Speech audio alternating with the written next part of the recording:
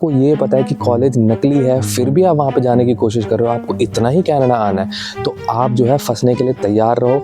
इतने easy rules यहाँ पे है नहीं जितना आपको लग रहा है कि जो कॉकरोच होते हैं वो कभी मरते नहीं। एक जगह अगर आपने उन पर दवाई छिड़क भी दी, वो कहीं दूसरी जगह से आ जाते हैं। सो ऐसे ही ये कॉकरोचेस है, ऐसे ही ये जो ऑपरेशन है, इलीगल ऑपरेशन करने वाले जो वीज़ा स्कैमर्स हैं, अगर आप इंडियन ऑर्गेनाइजेशन एक जगह बंद कर रही है तो कहीं दूसरी जगह से आ जाएंगे। आपको सुनने में कैसा लगेगा अगर मैं आपको ये बोलूँ कि इंडिया से जो हज़ारों और लाखों में स्टूडेंट्स कनाडा आते हैं, उनमें से हज़ारों स्टूडेंट्स ऐसे होते हैं जो कभी कॉलेज का दरवाज़ा ही नहीं देखते। आज जो मैं वीडियो आपके सामने ला रहा हूँ वो ऐसी सच्चाई आपको बताएगी जो कि कनाडा का एजुकेशन सिस्टम है, उसकी जो वीकनेस है उसके बारे में आपको बताएगी। जो इंडिया में स्टूडेंट वीज़ा स्कैम्स हो रहे हैं, जो कि ये भरोसा देते हैं स्टूडेंट्स को कि आपको हम विदेश लेके जाएंगे, उसके बारे में सच्चाई बताएगी। और काफ़ी ऐसे जो है सिचुएशंस को टच करेंगी जिनके बारे में आपको नॉलेज नहीं थी। सो वीडियो को स्टार्ट करते हैं। मेरे पास कुछ स्टैटिस्टिक्स हैं, मैं उन स्टैटिस्टिक्स के बारे में बात करूँगा। क्या सच्चाई है कनाडा के एजुकेशन सिस्टम की, क्या सच्चाई है इंडिया के स्कैम्ड वीज़ा ऑपरेशंस की, उनके बारे में बात करते हैं इस वीडियो में। शॉकिंग रिपोर्ट ऐसी आई है 2024 की कि टोटल 50,000 स्टूडेंट्स ऐसे हैं जो कनाडा में जब आए उन्होंने अपने एजुकेशन जो इंस्टीट्यूट है वहाँ पे वो गए ही नहीं। और इनमें से एक जो लार्ज चंक है, जो लार्ज मेजॉरिटी है, वो इंडिया के स्टूडेंट्स हैं। 50,000 में से 20,000 स्टूडेंट्स ऐसे हैं जो इंडिया से आए हैं और वो कभी भी अपने कॉलेज में गए ही नहीं, उन्होंने कभी भी अपने जो कोर्स है उसमें एनरोल किया ही नहीं। अब आप ये बोल सकते हैं कि ये स्टूडेंट शायद स्कैम हो गए हो, बट कहीं ना कहीं सच्चाई ये भी है कि इन स्टूडेंट्स को ये पता था कि वो कहाँ पे जा रहे हैं, वो क्या काम कर रहे हैं। सो हम पूरा का पूरा जो है एक बेनिफिट ऑफ डाउट ना स्टूडेंट को दे सकते हैं, ना कनाडा को दे सकते हैं, ना ही कोई वीज़ा ऑपरेटर्स को दे सकते हैं। सो इस चीज़ की पूरी बड़ी सप्लाई चेन है, स्टार्टिंग फ्रॉम इंडिया के जो है वीज़ा ऑपरेटर्स हैं, जो वीज़ा प्रोवाइड करते हैं स्टूडेंट्स को, उनसे सबसे पहले उनकी बात करते हैं। जो ये वीज़ा प्रोवाइडर्स होते हैं वो कनाडा में ऐसे अपने लिंक्स बनाते हैं, ऐसे छोटे कॉलेजेस से अपने लिंक बनाते हैं जिनका यहाँ पे कोई बड़ा नाम नहीं होता, कोई बड़ी एस्टेब्लिशमेंट नहीं होती। वो क्या करते हैं, वो ऐसे स्टूडेंट्स को पकड़ते हैं, वो ऐसे स्टूडेंट्स को सपना दिखाते हैं कि भाई तुम्हें मैं कनाडा भेज दूंगा, वहाँ पे जाके तुम्हें कुछ नहीं करना, तुम्हें बस मेरे को थोड़े पैसे देने हैं, 20-30 लाख रुपए या 10-20 लाख रुपए जितना भी होता है, तुम्हें वो पैसे देने हैं। तुम वहाँ पे जाओगे, गायब हो जाओगे, फिर अब तुम्हें जो काम करना है काम करो, तुम्हें जॉब ऑफर भी हम दे देंगे, सब कुछ तुम्हें प्रोवाइड कर देंगे। इतनी बढ़िया सप्लाई चेन इनकी होती है। सो ये काम करते हैं ऐसे। फिर दूसरे नंबर पे आ जाते हैं वो स्टूडेंट्स जिनको ये पता होता है कि वो इस दलदल में फंसने वाले हैं। वो अपने पैसे दे देते हैं, वो अपनी लैंड गिरवी दे देते हैं, वो सब कुछ अपना बेच बाच के इन वीज़ा सर्विसेज वालों को पैसा देते हैं और इस देश में आ जाते हैं। जो तीसरे ऑपरेटर्स है वो है यहाँ के कॉलेजेस, यहाँ के इंस्टीट्यूट्स। अब वो कौन है, क्या है, आपको उसके बारे में ऑनलाइन सब पता चल जाएगा। पिछले 6 महीने में काफ़ी कॉलेजेस बंद हुए हैं क्योंकि ये स्कैम सामने आया है। और मैं ये नहीं बोल रहा हूँ कि सिर्फ इंडिया के स्टूडेंट्स हैं। 50,000 में से 20,000 बहुत बड़ा चंक होता है, around 40-45%। The highest number of these missing students come from India, followed by China, Nigeria and Ghana, raising concern about visa fraud and loopholes in Canada's immigration system.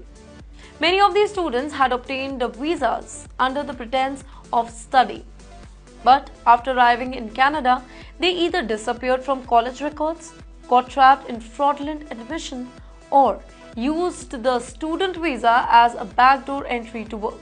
अब जो स्टैटिस्टिक्स कनाडा की report है उसमें ये बताते हैं कि जो मेजॉरिटी ऑफ दी स्टूडेंट्स हैं वो पंजाब और गुजरात से हैं, इंडिया में से, जो कि ऐसे केसेस में फंस रहे हैं, जो कि ऐसे पैसे दे के यहाँ पे आ रहे हैं। सो जो यहाँ की ऑर्गेनाइजेशंस है, जो इमिग्रेशन अथॉरिटीज़ है, जो कड़े से कड़ा स्टेप उठा रही है और इन इलीगल चीज़ों को बंद करने की कोशिश कर रही है। अब इनमें से एक एग्जांपल है एक ब्रैम्पटन का स्टूडेंट जिसने इंटरव्यू पे आके ये बोला कि उसने जो है पैसे दे के वो यहाँ पे आया था ताकि वो एक कॉलेज में पढ़ाई कर सके एंड अपना फ्यूचर बना सके। But at the end of the day जब वो यहाँ पे आया तो उसको ये पता चला कि ये तो कॉलेज है ही नहीं, नॉन एग्जिस्टेंट कॉलेज है।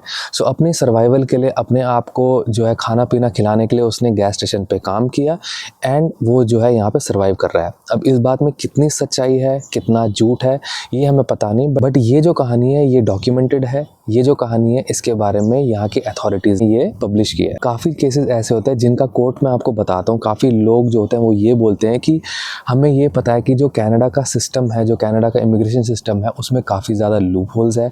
हम सबसे ज़्यादा आसानी से इस देश में आ सकते हैं, इलीगली इस देश में आ सकते हैं। हम पैसे दे के अपने ज़मीन बेच के यहाँ पे आ जाएंगे, फिर हमें वीज़ा तो लग ही जाएगा, हम कुछ ना कुछ स्कैम करके PR कर ही लेंगे एंड हम यहाँ पे कनाडा पे पक्के हो जाएंगे। ये मैं नहीं बोल रहा हूँ, ये काफ़ी लोग जो है बोल रहे हैं, काफ़ी जो है पब्लिश हुई है ऐसे रिकॉर्ड्स। सो इस बात में सच्चाई है। सो अब बात आती है कि अथॉरिटीज़ क्या कर रही हैं। इंडियन अथॉरिटीज़ ने स्टेप उठाने स्टार्ट कर दिए हैं। ऐसे जो है रैकेट्स को पकड़ने की कोशिश कर रहे हैं, उनके ऑपरेशन बंद करने की कोशिश कर रहे हैं। बट आपको ये तो पता होगा कि जो कॉकरोच होते हैं वो कभी मरते नहीं। एक जगह अगर आपने उन पर दवाई छिड़क भी दी, वो कहीं दूसरी जगह से आ जाते हैं। सो ऐसे ही ये कॉकरोचेस है, ऐसे ही ये जो ऑपरेशंस है, इलीगल ऑपरेशन करने वाले जो वीज़ा स्कैमर्स हैं, अगर आप इंडियन ऑर्गेनाइजेशन एक जगह बंद कर रही है तो कहीं दूसरी जगह से आ जाएंगे। So at the end of the day it becomes your responsibility to say no to these kind of things. On top of that अभी कनाडा में इंडियन के अगेंस्ट हेट काफ़ी बढ़ गया है। उसमें से काफ़ी जो लोकल यहाँ के लोग हैं या फिर लोकल इमिग्रेंट्स हैं वो ये बोल रहे हैं कि पहले ही यहाँ पे जॉब्स कम है, पहले ही यहाँ पे डिमांड काफ़ी कम है जॉब्स की। ऑन टॉप ऑफ दैट इतने सारे जो है स्टूडेंट्स आ रहे हैं, उनमें से भी काफ़ी ज़्यादा इलीगल स्टूडेंट्स आ रहे हैं जो उनकी जॉब ले रहे हैं। सो इन चीज़ों से काफ़ी ज़्यादा हेट बढ़ गया है, यहाँ पे काफ़ी ज़्यादा इंक्रीज़ हो गया है ये सब की हॉस्टैलिटी में। सो ये भी एक पॉइंट है नोट करने के लिए। अब कनाडा ये तो बोल रही है कि वो क्रैक करने की कोशिश कर रही है इन ऑपरेशंस को, बट वो कहाँ तक सक्सेसफुल हो सकेंगे वो तो हमें आने वाला टाइम ही बताएगा। बट ये है आज की सच्चाई और ये मैं आपके सामने ला रहा हूँ। अब बात ये हो रही है कि इंडिया कनाडा को बोल रहा है कि तुम्हारी एजुकेशन सिस्टम खराब है, तुम्हारे इमिग्रेशन सिस्टम में फॉल्ट है, और कनाडा ये बोल रहा है कि तुम जो है वहाँ पे नकेल कसो ऐसे फ्रॉड ऑपरेटर्स की। सो एक दूसरे में वैसे ही यहाँ पे इस वक्त काफ़ी ज़्यादा इंडिया कनाडा के बीच में एक तनाव हो गया है। इस चीज़ को लेके भी अब काफ़ी ज़्यादा जो है स्ट्रेस बढ़ गया है। कौन क्या सॉल्व करेगा वो आने वाला टाइम बताएगा। But at the end of the day responsibility हम लोगों की बन जाती है, क्योंकि हम ये स्टेप ले रहे हैं। हमें कोई जो है बुला नहीं रहा तुम यहाँ पे आ जाओ, कनाडा वाले तुम्हारे हाथ फैला के बैठे नहीं हैं कि तुम यहाँ पे आ जाओ। पर्टिकुलरली स्टूडेंट से रिलेटेड स्टूडेंट्स जो है वो खुद वॉलंटरीली आ रहे हैं। So at the end of the day it becomes responsibility of students and their parents to enroll these students into some legal or illegal courses। अगर आप illegal कोर्स में जाने की कोशिश कर रहे हो, अगर आपको ये पता है कि कॉलेज नकली है फिर भी आप वहाँ पे जाने की कोशिश कर रहे हो, आपको इतना ही कनाडा आना है, तो आप जो है फंसने के लिए तैयार रहो। इतने ईजी रूल्स यहाँ पे है नहीं जितना आपको लग रहा है। हुआ करते थे, लूप होल्स थे, बट अब लूप होल्स वो भरे जा रहे हैं। And the end of the day जो यहाँ की RCMP है, जो यहाँ के अथॉरिटीज़ है, वो नैब कर रहे हैं इन स्टूडेंट्स को PR होने के बाद भी उनका PR कैंसिल किया जा रहा है क्योंकि ऑडिटिंग हो रही है। सो अगर आपको ये रिस्क लेना है, अपनी ज़मीन गिरवी रखनी है, अपने बाप दादा के पैसे बर्बाद करने हैं, तो most welcome. But this is the reality of Canada, how international students are exploiting this system और how these visa operators are exploiting the immigration system of Canada. This is the reality right now, and this is what you should know and take your decisions accordingly. So be aware of these illegal immigration consultants who are sitting in your country, be it India, be it China, be it anywhere else. I hope this video reaches out to you and you can understand the gravity of the situation. What to do, what not to do is in your hands. At the end of the day, you might be one of those people, one of those international students who are coming into Canada, and by the end of the day you will be left for nothing. You can be one of those people who end up on streets because you won't have anything to help yourself. You can't find jobs in this economy and there will be no one to help you. So it's your decision, it's your money, it's your life.